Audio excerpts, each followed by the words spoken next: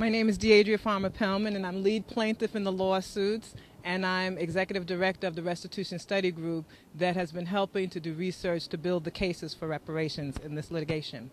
We applaud this historic reparations victory that has taken over 141 years to achieve. We want the world to understand that this is not just about the institution of slavery.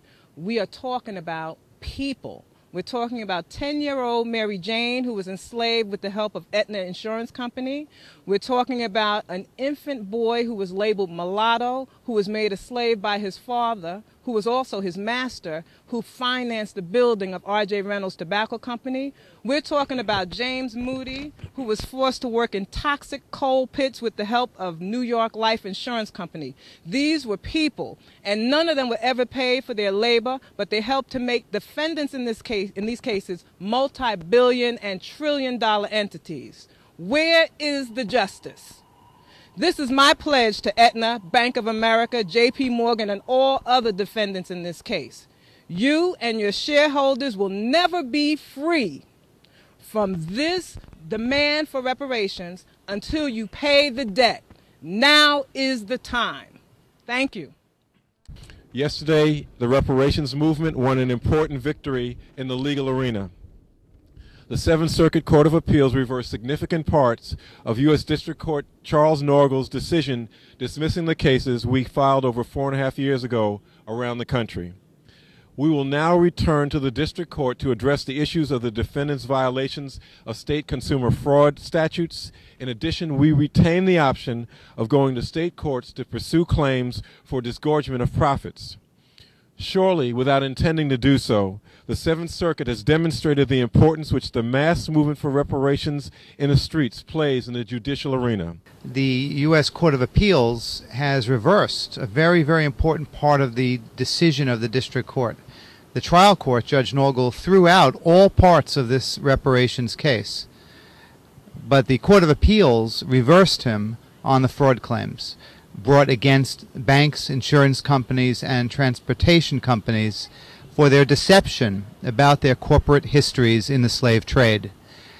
Judge Posner, writing for the court, said something very significant. He said that a seller of goods who conceals his company's slave trading history because he's afraid of losing customers is guilty of fraud. And those are Judge Posner's words. The words guilty of fraud are in the opinion. This is more than we asked from the Court of Appeals. We only asked the Court of Appeals to say that these claims should at least be heard. But the Court of Appeals has now, in a very significant ruling, said that a company that makes such misrepresentation will be guilty of fraud. Now, that doesn't mean there's been a finding yet, but the judge has defined the law. He has said that if Bank of America, if Aetna, if New York Life, and others concealed their slave trading histories, knowing their customers wanted this information, or misrepresented their histories, they will be guilty of a corporate fraud upon their customers. You know, companies like Fleet Bank for decades have been sending out annual statements touting their great contribution to America's history, how they financed the New England maritime fleet in the case of Fleet Bank, but never do they identify their equal history in slave trading, which created a substantial part of their wealth.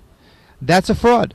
And when one tells the world about his positive contributions and omits this part of their history, as Judge Posner says, this is a fraud. So this is a very significant case. As Deidre has said and will say, it's historic. This is the first time that a reparations case has had a victory in court. It will be the beginning of other victories. And just like the tobacco cases began with losses and slowly began gaining wins, the reparation movement will now gain steam in the courts and gain those victories.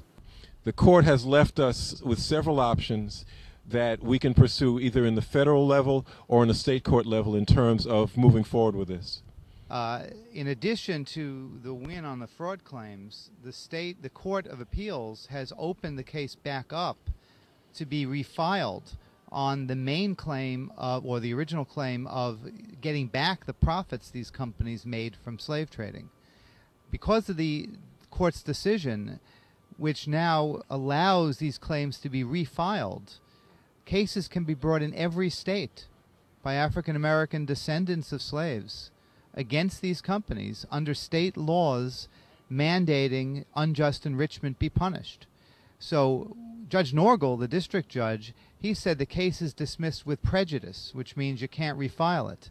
But although the Court of Appeals affirmed part of his dismissal on the loss on getting back the profits of slavery, the Court of Appeals also said it has to be without prejudice, which means the descendants are now free to bring these cases again in every state court in the country under state law. The federal court only said there's no federal claim here for the getting back the profits. It opened the door to restarting these cases back in every state court in the country.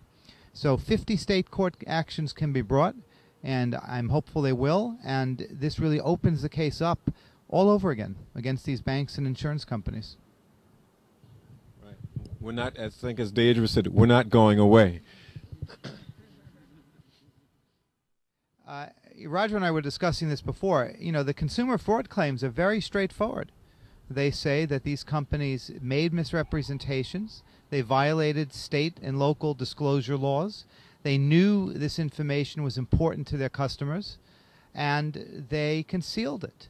There's no statute of limitations problem. As Judge Posner said, these are all modern injuries to people today. So there's really nothing for them to appeal. I hope they realize that, and I hope they come to their settlement senses and begin to know they have to bring this to a close. We could appeal because the whole question of getting rid of these profits, taking them back from these companies, is a new issue of law. So certainly we can appeal, and there's a chance the Supreme Court would take it, but we'll have to discuss that.